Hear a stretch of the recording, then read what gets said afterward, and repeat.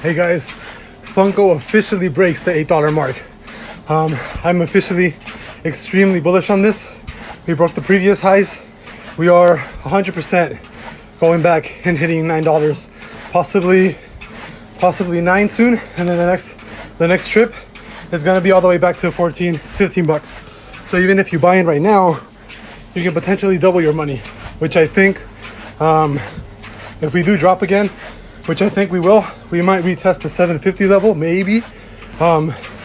It's gonna be a 2x from here, 100%.